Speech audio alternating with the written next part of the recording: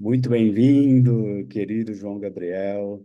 Agora, novo CSO da UMAP BBDO, incrível para a UMAP, incrível para você, mas principalmente para a UMAP, de ter você na liderança. Já era líder, mas ainda mais agora. Parabéns demais por isso. E aí já começo com a primeira pergunta logo de largada, que é pensando nisso, na sua jornada. Como é que foi a sua jornada? Mas antes de tudo, como é que você escolheu trabalhar com planejamento de comunicação de marca? Como é que foi esse processo? O que deu um clique na sua cabeça que você falou, cara, quero fazer isso? Oi, Rafa. Primeiro, obrigado pelo convite, obrigado aí pelas palavras. Adoro conversar com planners, com quem entende e vivenciou um pouco desse mundo maravilhoso da estratégia. Então, vai ser um papo super legal aqui. Eu acho que a minha jornada, cara, ela começou, primeiro de tudo, acho que apaixonada pela propaganda. Antes de estratégia, né? A gente viveu acho que essa minha geração, né? Os nascidos em 80, assim, viveram uma geração de uma publicidade TV Globo, via de regra, vai, TV Globo e Veja, em que os publicitários eram rockstars também, né? Acho que aqui no Brasil é um dos poucos lugares do mundo, se você for ver, que tem publicitário com nome de música, né? Então, eu acho que eu caí no mundo da publicidade um pouco por conta disso, assim, né? De ter interesse por isso, né? Por ser fascinado por isso. Acho que também um pouco por influência do meu pai até. Meu pai se divertia vendo as formiguinhas do Sempre Toshiba, né? Do Sempre Toshiba não, da Philco. Ele se divertia vendo várias outras propagandas, Havaianas, né? Uma delas, e sempre mostrava isso para mim. Vem ver essa, vem ver essa, vem ver essa. Mostrava, guardava para mim cards que vinham na revista Veja, traquitanas e tal. Então acho que eu fui pegando gosto tanto pela cultura, assim, né? Culturalmente a gente era muito envolvido nisso, quanto também acho que por um pouco por influência dele, que não é publicitário, ele é arquiteto, mas ele gostava, isso significa muito para mim, porque é alguém que não é do métier se envolvendo com isso, né? Então, se eu paro para pensar em retrospectiva hoje, isso é a essência da propaganda, né? É não ser só sucesso de crítica, mas ser sucesso de público, né? E eu acho que eu entrei no mundo da propaganda por conta disso, assim. E aí, quando você entra nesse universo, invariavelmente você cai na vontade de ser da criação, porque eu acho que é a janela, né?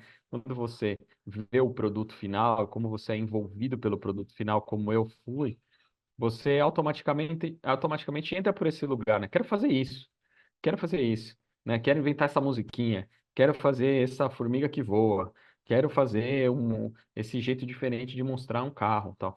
Então, eu entrei muito com esse olhar, né? No meu primeiro ano de faculdade, né? Então eu fui procurar um curso de comunicação social.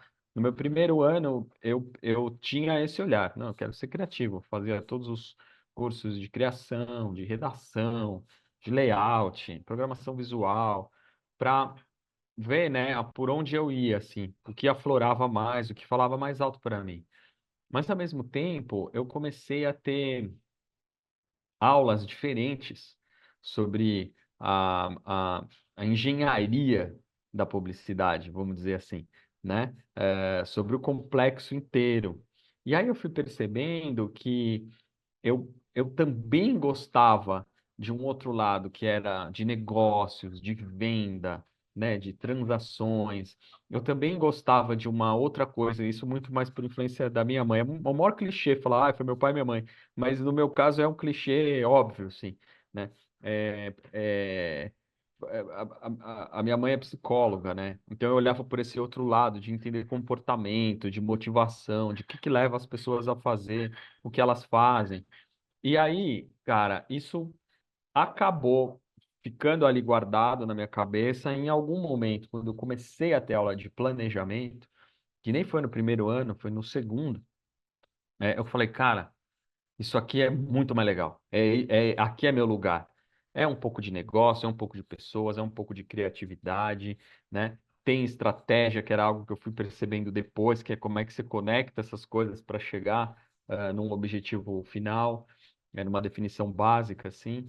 Então, eu entrei no planejamento assim, né? Foi com, primeiro, uma grande empolgação sobre a publicidade brasileira, depois entendendo que criação é a sua vitrine, mas depois percebendo que o que me interessava estava no behind the scenes, né? Não que o que vai para fora não me interesse, muito pelo contrário, me interessa, mas o composto todo é o que mais me interessa, desde a estratégia até a execução, né? E assim foi. E aí, em termos de carreira, o que que aconteceu? Eu logo abandonei a vontade de trabalhar com criação e comecei a trabalhar com consultoria. Logo no começo, empresa júnior da faculdade, que é uma experiência incrível, assim, né? Você entra na faculdade, tem aquela coisa, não, você é da Atlética, você é do CA, vou fazer festa e tal. E, cara, eu caí num lugar um pouco mais CDF, assim, que era, não, eu vou trabalhar numa empresa desde o sexto mês, que eu tô na faculdade, que eu quero entender um pouco como é isso. E foi uma experiência incrível, assim, porque a gente fazia projetos de consultoria para empresas que, obviamente, não têm o tamanho, não tinham, né, o tamanho. Algumas até tinham, depois a gente fazia projetos para empresas grandes, multinacionais, mas via de regra eram empresas que até então não tinham esse tamanho, e que te davam um problema de negócios e você fazia desde a pesquisa, quali, quant, você desenhava o projeto, né, até chegar na resposta. Você entregava depois um, um, um um livro, né? Quase um TCC, vamos dizer assim, mas num curto período de tempo, fazia uma apresentação e dava suas recomendações estratégicas. Isso tudo era orientado por um professor, né? Então o professor ajudava, você era o consultor técnico, vamos chamar assim, que te ajudava a ter critérios de mercado nas suas recomendações. E eu fui gostando do assunto. Então, eu segui na empresa júnior da faculdade até o penúltimo ano.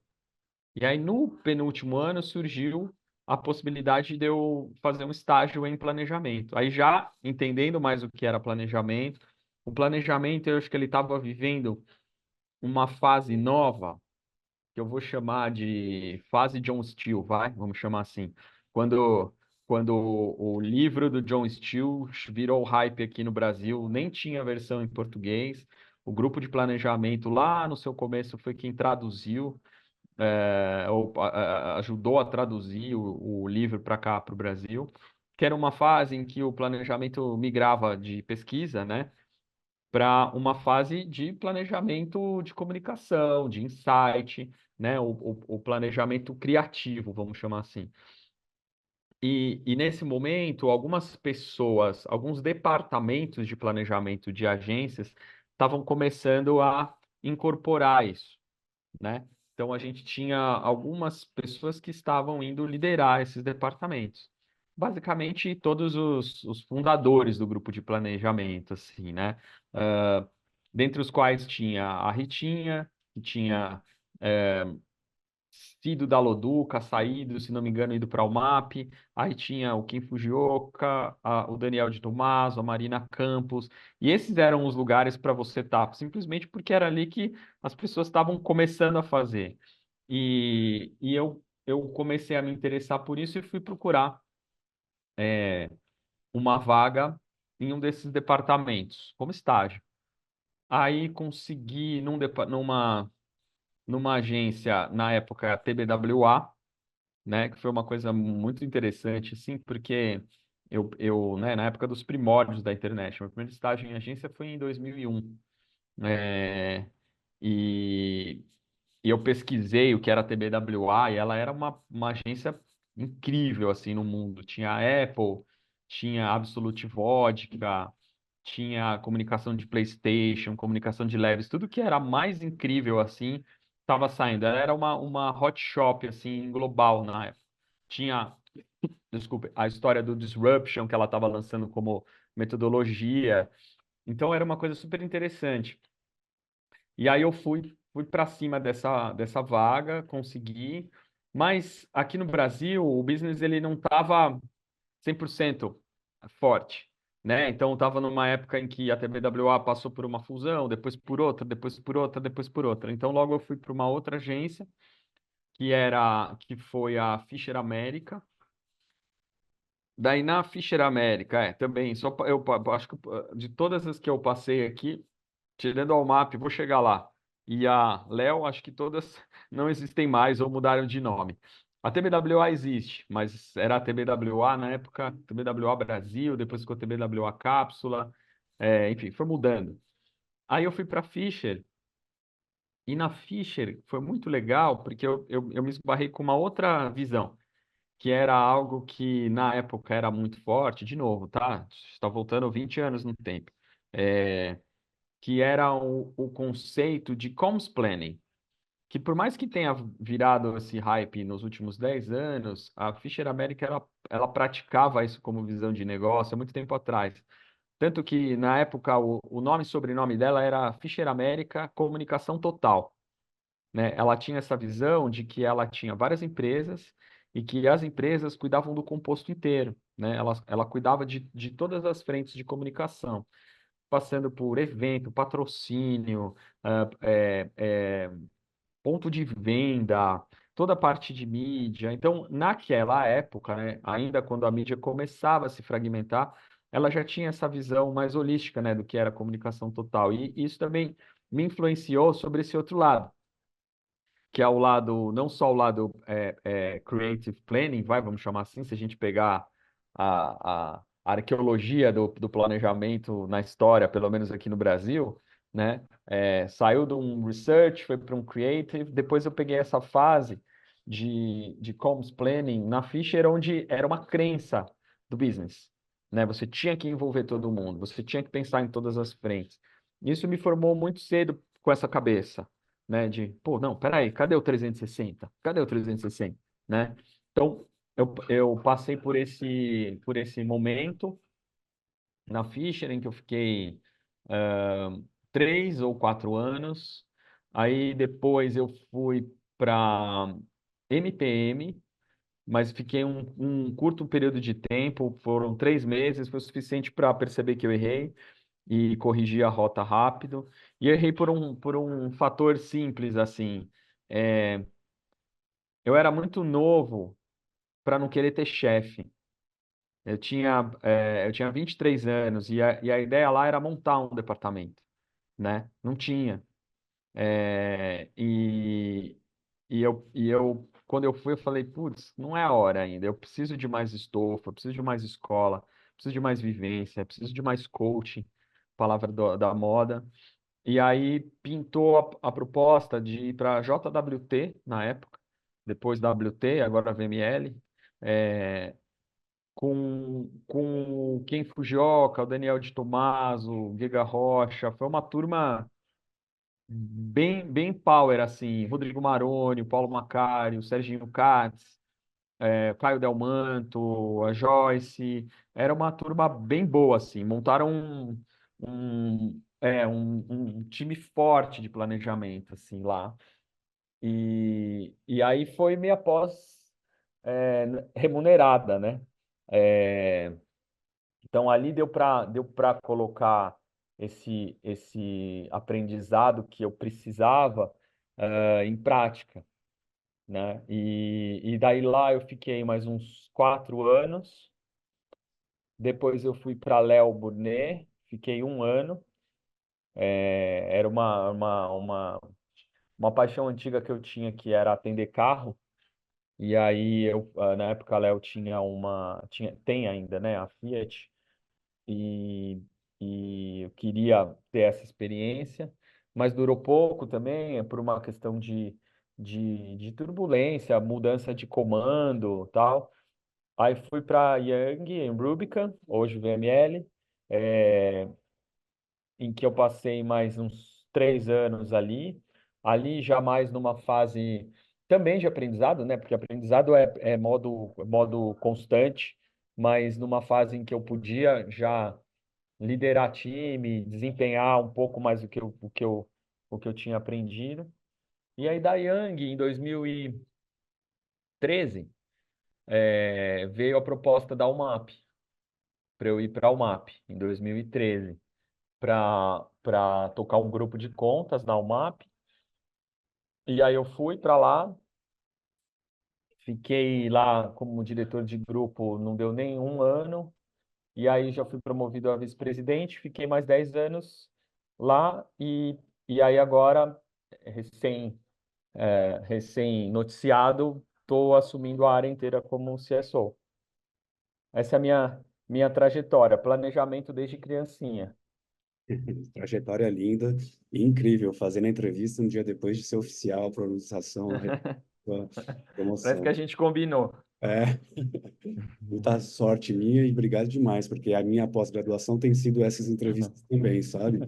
Porque depois eu saí da Meta, que eu fiquei 5, 6 anos lá, aí tentando lembrar de muita coisa. Depois do traumatismo crânioencefálico, eu preciso lembrar de mais coisas, sabe? Eu tô bem e tal, tá tudo certo. Eu tive uma Uhum. experiência muito forte dentro da Meta, mas falar, eu vejo coisas de planejamento, é verdade, era assim que eu fazia. Então, nos últimos 6 anos, lembrar das novidades. E conversar Aham, com vocês, os líderes aqui, falei com o do México, falei com o do Chile, falei com 3 do UK e com vocês, aham. líderes Brasil, está sendo incrível, está sendo uma aula de pós-graduação para mim, e aí espero que seja útil também para os planners que estão assistindo a gente agora. Tá, E, sim, com certeza. Se eu tivesse tido isso nessa profusão lá atrás, acho que eu tinha errado menos. e agora, pensando nos pontos de os últimos 5 anos, e aí eu penso muito em 2 pontos aqui, né? 3. Penso nos creators, penso em AI, penso em diversidade, equidade e inclusão. O que mais me interessa dos três é a diversidade, equidade e inclusão, porque na Meta eu fiz muita palestra e workshop em cima disso. E aí, quando eu vi o filme fantástico, melhor do ano, escolhido como melhor do ano, da Elise da Maria Rita dirigindo o carro, esse daí, para mim, quebra um estereótipo forte que está sendo quebrado, que é do homem dirigindo o carro, entre outras coisas. E agora a gente tem a mulher dirigindo o carro, que é muito bom, e dá um impacto mais positivo para as marcas, pelos estudos que eu tinha visto lá que a Meta tinha feito e outras corporações tinham feito também. Então, eu queria te perguntar de diversidade, equidade e inclusão. Como é que o planejamento estratégico pode ajudar a criação a pensar nisso, não ficar só na criação, para quebrar os estereótipos, sabe? É no Culture Insight, ou é antes disso, além do Consumer Insight, pensar na cultura, pensar naquela categoria, qual é o estereótipo que está correndo, ou quebrar. Menos de 1% dos anúncios tem LGBTQI+, menos de 1% tem pessoas com deficiência física. Quando tem idosos tão fracos, doentes, coisas assim, sabe? Como é que a gente quebra? E como é que o planejamento pode ajudar nisso? Eu acho que é uma tarefa do mercado inteiro, sim, né?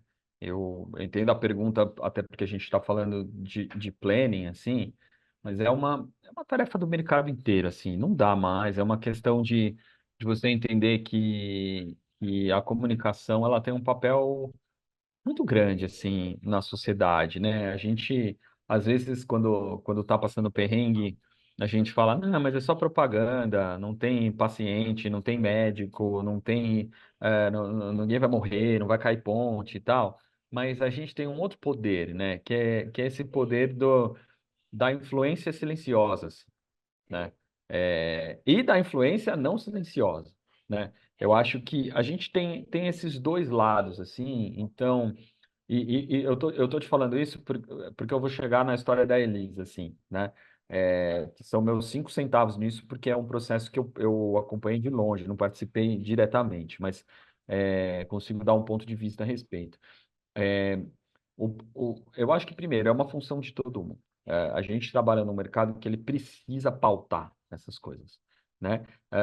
Silenciosamente e não silenciosamente, né? Intencionalmente, né? Hoje a palavra do momento é a tal da intencionalidade, e mesmo não intencionalmente, né? Mas com fundo de intenção. Então, isso posto, eu acho que é, é uma função de todos quebrar o estereótipo, não só do planning, é uma função do cliente, é uma função das produtoras, é uma função de todos. Eu acho que o planejamento, ele pode sim ser um guardião disso, mas muito mais nesse sentido porra, ninguém pensou nisso, porque não é um, eu não gostaria de colocar essa função num lugar, num departamento, né? Para mim, essa é a função de todo mundo. Mas Entendi. como é que a gente pode ajudar? A gente pode ajudar com esse olhar, né? Provocando, trazendo novas discussões. Às vezes, não é só sobre, putz, é porque tem que ser. Às vezes a gente precisa de argumentos, né? Como esses que você colocou aqui, para mostrar em números, para traduzir em números ou em ordens de grandeza o quanto isso ainda não está acontecendo, né? Porque eu acho que aí você consegue persuadir melhor o time todo, né? Então eu acho que o planning ele pode ajudar nesse sentido também, né? Que é sensibilizar. A gente consegue através de dados, insights, histórias e narrativas sensibilizar não só do ponto de vista né, de um briefing, mas também do ponto de vista de execução, do ponto de vista de provocação nos clientes, no ponto de vista de abertura de pautas, né? Então, acho que esse a parte que nos cabe, assim, nesse latifúndio que é de todo mundo, né? Talvez trazer um pouco mais de impacto, números e argumentos para que cada vez mais a gente consiga praticar aquilo que todo mundo fala que é importante, mas nem sempre a gente vê traduzido.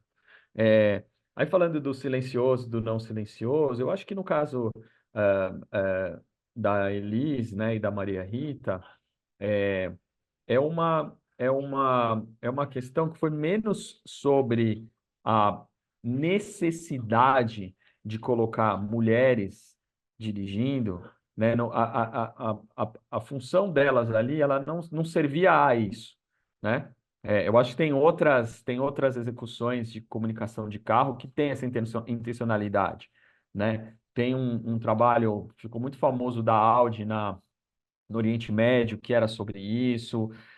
Tem algumas campanhas que a gente faz que é sobre isso, a própria GM faz trabalho sobre isso, Ah, Volkswagen também tem trabalho sobre essa intencionalidade da motorista ser mulher. Nesse caso, não era tão isso, era muito mais sobre a força da história, sobre a conexão de um passado de valor afetivo muito grande com um presente de inovação, né? E por isso a questão da inteligência artificial, por isso a questão do encontro das duas combis, do encontro de mãe e filhas unindo gerações através de uma música, né? Então, foi um nice to have ter elas no volante, né? Então, por isso que eu falo, até silenciosamente, quando é menos intencional, a gente precisa estar ligado nesses efeitos, né? Mas em outros casos, não. Em outros casos, a gente tem essa intencionalidade. Eu acho que um dos trabalhos, por exemplo, que a gente faz dentro da agência que tem essa intencionalidade grande em Boticário, em que a gente levanta pautas femininas, mesmo no Dia dos Pais, que é um dia, via de regra, essencialmente masculino, a gente fala sobre a licença paterna estendida, porque a licença paterna estendida é boa para a sociedade inteira, né? Para o pai, para o filho, para a mãe, Concordo. né? Para todos. Então, a gente procura trabalhar com isso, assim, né? Entendendo as marcas, o que combina com as marcas, o que combina com a conversa das marcas, trazer um pouco desses insights para serem debatidos. Acho que é nosso papel, assim, sabe? Jogar luz em algumas coisas, provocar, com toda essa intencionalidade, mesmo quando não há essa intencionalidade estratégica, que ela ainda esteja ali, sabe? Que ela ainda faça parte, da composição de uma peça publicitária. É bem legal que você comentou da narrativa, né? A gente pensar nessa construção de primeiras análises de dados, análise de informação, a busca por isso, a curiosidade, e aí fazer essa narrativa para o cliente também ficar sensível, entender e absorver essa ideia do impacto social e ambiental positivo, como faz Boticário, como você citou. No Reino Unido eu tive Isso. 2 semanas de licença paternidade, não é muita coisa, mas mesmo assim já faz diferença, sabe? Lógico, Esse, lógico. esses 6 meses seria incrível. Às vezes você consegue descansar mais no carnaval do que na licença paternidade. Você consegue ter mais dias no carnaval do que na licença paternidade. Então, Então é importante assim levantar essas pautas e levar isso, que isso entre pelo planejamento, ou não necessariamente entre pelo planejamento, às vezes pode entrar pela visão de um cliente, às vezes pode entrar pela visão de um profissional de marketing, às vezes pode entrar pela visão de um fundador, mas aí o nosso papel, eu costumo dizer que o planejador ele tem duas funções core, assim, né?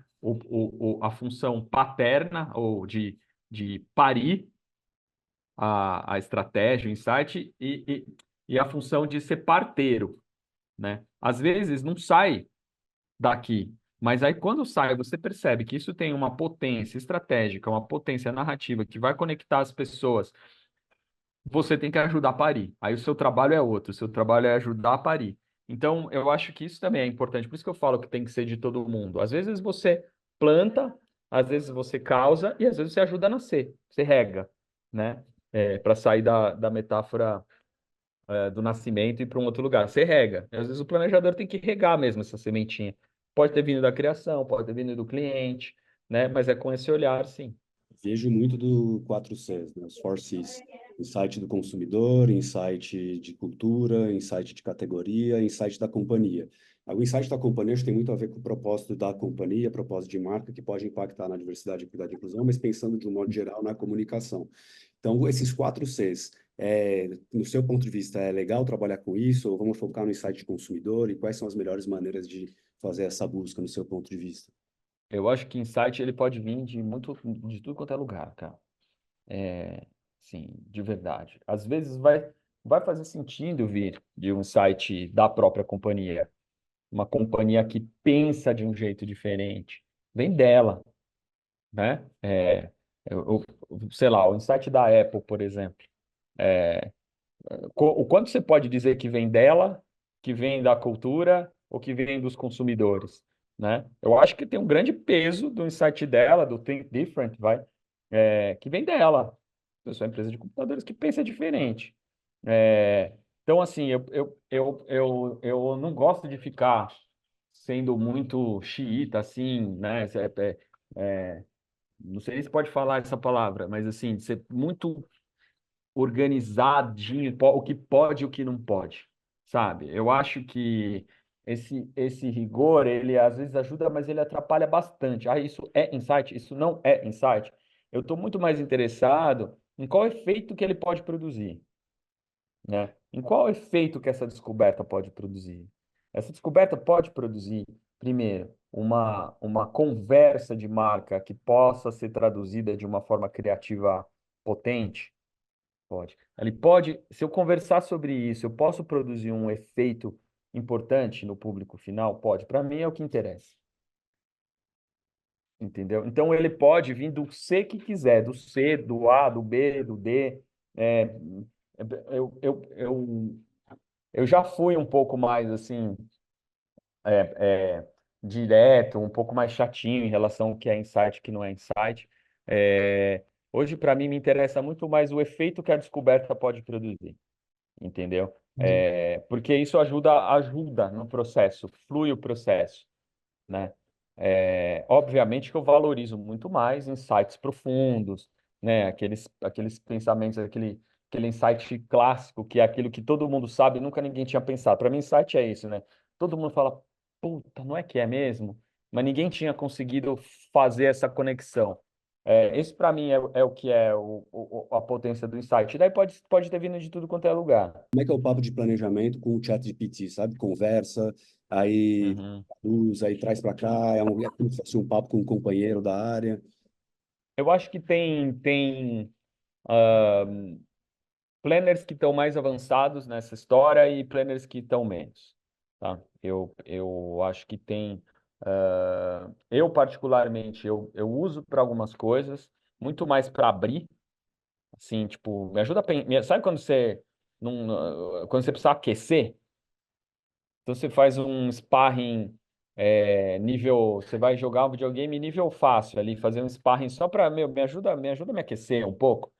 Né? O que que você pensou, né? Porque eu acho que as grandes trocas de planners, elas são assim, né? Eu acho que no fundo o planejador, ele, conforme ele vai o planejador é uma espécie muito estranha, porque ele precisa se conectar com muita gente, mas ao mesmo tempo ele precisa viver alguns momentos muito sozinho, né? E o que acontece às vezes é que ele acaba ficando muito mais sozinho do que ele deveria, né? E não troca. E aí eu acho que o que ajuda, né? Assim, por isso que assim, eu acho que precisa trocar, acho que precisa ver a vida, acho que precisa ver a vida real. Mas esses momentos sozinho em que você tá ali pensando, matutando, maquinando, vez ou outra vale você trocar com a inteligência artificial, né? Para ela te ajudar a acelerar, para ela te ajudar a aquecer, para ela trazer coisas que você não tinha pensado, ou para ela jogar coisas óbvias que você pensou e você falar, caramba, isso é tão óbvio que até o robô, sem treinar, sabe. É, então, particularmente, eu costumo encarar desse jeito. Não é algo que eu levo a tiracolo. Ele está lá na minha caixinha de ferramentas, mas ele não é a primeira ferramenta que eu saio pegando, sim, não. Ainda, tá? Eu ainda tô no. Eu não sou o alfa, quiçá o beta, assim, sabe? Nos early adopters da AI no planning, assim, né? Eu tô olhando com calma, às vezes eu brinco, às vezes eu vou para um outro hack que não é pela IA, e por aí vai. Agora, sei de planners que estão fazendo isso é, com bem mais metodologia e com bem mais constância, estão tirando resultados legais disso. Estou muito curioso para ver, para trocar com alguns que eu já estou mapeando que estão brincando com isso, que são amigos. É, e é isso, assim, cara. Eu acho que é algo que realmente vai ficar, vai chegar e vai ficar, vai ajudar. Mas é aquela velha história, chovendo molhado, de puta, não vai substituir as perguntas que você faz, o prompt que você dá, o olhar que você complementa de outros lugares, isso nunca vai substituir. E para mim esse é o risco, né? Você ficar bitolado, assim, né? Então é uma tecnologia que não dá para ignorar, é uma ferramenta que não dá para ignorar, mas que você vai ter que aprender a usar para tirar melhor proveito dela. Como é hoje trabalhar com creators, pensando também do ponto de vista de estratégia. Como é que a gente conecta a propósito de marca, objetivo de negócio, a key message, com qual creator vai falar sobre isso? É a mídia que pensa nisso? Ou o planejamento olha para isso, pensa no insight que pode ter a partir de um creator relevante para aquela campanha, para aquela marca? Como que é o trabalho hoje em relação ao creator, influencer? Eu acho que hoje, né, assim, a gente estava falando um pouco do que mudou, do que não mudou no mundo do planning, né? Comecei falando, era pesquisa, aí foi o planner, Creative Planner, aí depois que era o Insight, aí depois foi o Comms Planner, o Digital Planner, o, é, o Content Planner e tudo mais. Eu acho que hoje o que a gente tem é um pouco mais de tudo um pouco na nossa mão. Eu acho que também depende, assim, do lugar, tá? Eu acho que cada vez mais o planner precisa saber falar sobre esses assuntos, precisa saber o que esperar de um creator. Mas, via de regra, ele precisa de uma visão que ela é mais estéril do que a visão só de um estrategista, né? Ele precisa também de uma visão de uma pessoa especialista em canais ou mídia, ele precisa de um criativo também para para para ter também esse ponto de vista mais de linguagem, né, do que é a criatividade dentro daquele formato. Então, eu não acho que é uma coisa assim, tudo é o planner, sabe? É o planner precisa. Não, o planner, de novo, precisa ajudar a parir, né? Como eu falei lá no começo, sim, precisa ajudar, precisa regar, né? Mas ele vai regar com o adubo dele, o mídia rega com o adubo dele, o criativo rega com o adubo dele, o creator, né? E eu acho que tem uma outra coisa que é a discussão que a gente tem, que é como você brifa um trabalho, seja você planner ou agência, com uma visão unificada do que ele precisa ser feito do ponto de vista do creator, para que ele cumpra os objetivos e o mood dessa marca, e a mensagem dessa marca, mas que ele não se anule enquanto creator, que ele não deixe de imprimir a linguagem dele, aquilo que fez ele ser uma daquelas pessoas, né? Se ele tem uma linguagem mais despojada, se ele tem...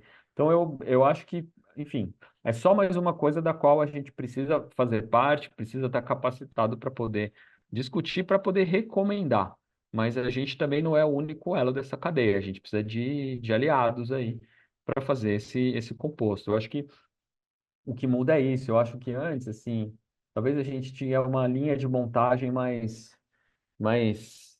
retilínea, assim, sabe? Começa aqui, vai para cá, vai para cá. Agora é tudo misturado, assim, né? Às vezes você, como estrategista, vai dar um pitaco execucional, às vezes um redator vai olhar e falar, não, mas isso aqui não está batendo com a mensagem do planning, e por aí vai. Eu acho que hoje o que é mais importante é isso, é você saber trabalhar em squads, saber trabalhar de forma colaborativa.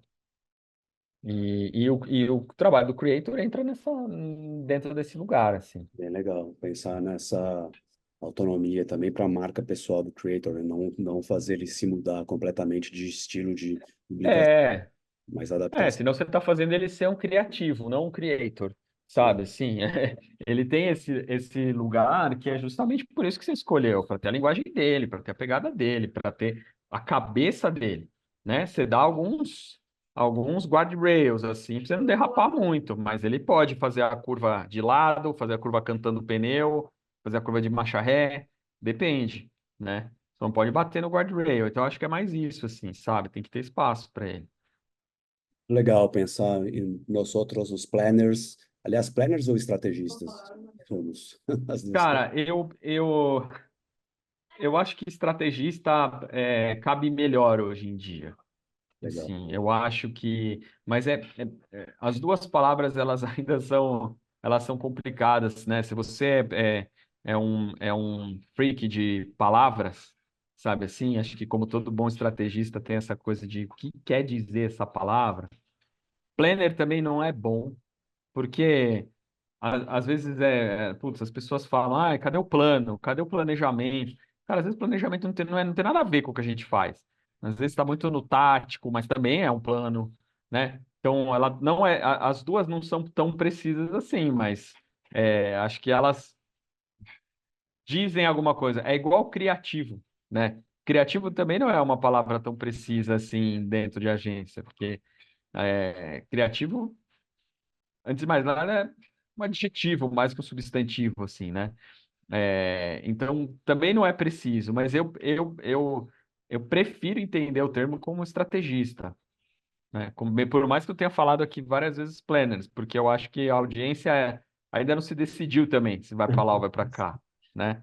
Então, acho que você nomeou bem, você colocou strategist, né? Sim. Como título. É um pouco mais do que eu acredito, assim. Mas às vezes eu falo planner, às vezes eu falo estrategista, e tudo bem. Apesar de preferir estrategista. Só Até era mais difícil de falar, né? É mais trava-língua, né?